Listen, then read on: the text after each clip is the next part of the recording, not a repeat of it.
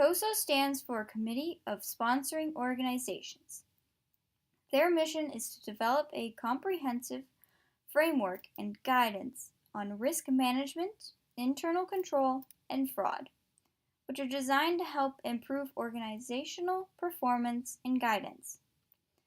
They want to be known for the guidance in the areas of risk and control to help keep watch for fraud. A little history about COSO Framework. It started in 1985 and was sponsored by National Commission of Fraudulent Financial Reporting. It was also sponsored by 5 major professional associations in the very beginning to help it get started, which are American Accounting Associations, the AAA, the American Institute of Certified Public Accountants, the AICPA, Financial Executives International, the FEI, the Institute of Internal Auditors, the IIA, and National Association of Accountants, or known today as Institute of Management Accountants, the IMA. Some cons for COSO's internal control framework that I found for the 2017 version.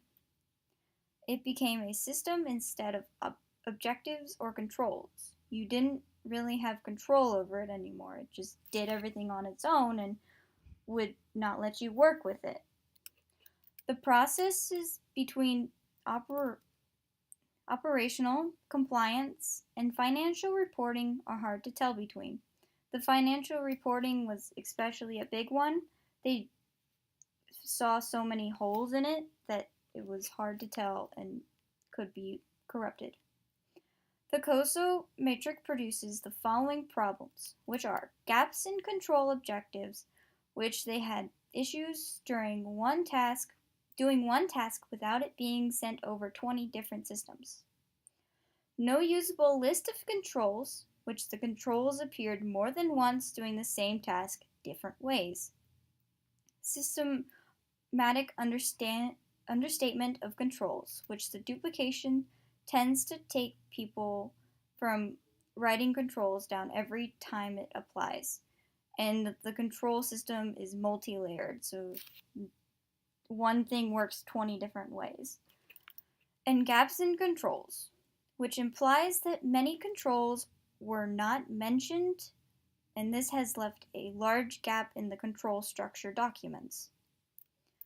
Some pros for COSO framework are that were mentioned when updating to the 2013 system, and there were not a lot of pros for the 2017 version. The features that they liked were the improved internal controls, which allow organizations to better control risks, enhanced cybersecurity, which provided better protection of data, major cost savings, which they lowered significantly, surveying 95% of their companies, and more positive attention from investors. This gave them the impression that the company to have an effective set of risk management controls in place. People have found more problems with the new system than the old previous one. They seem to like how the old system operated rather than the new way the new one does. They for sure liked the way that the system allowed for people to input objectives and work alongside the COSO framework. Instead, where the new framework is now not letting them do that and just going off on its own after the objectives have been put in. That is the COSO framework that I have researched and found. Thank you.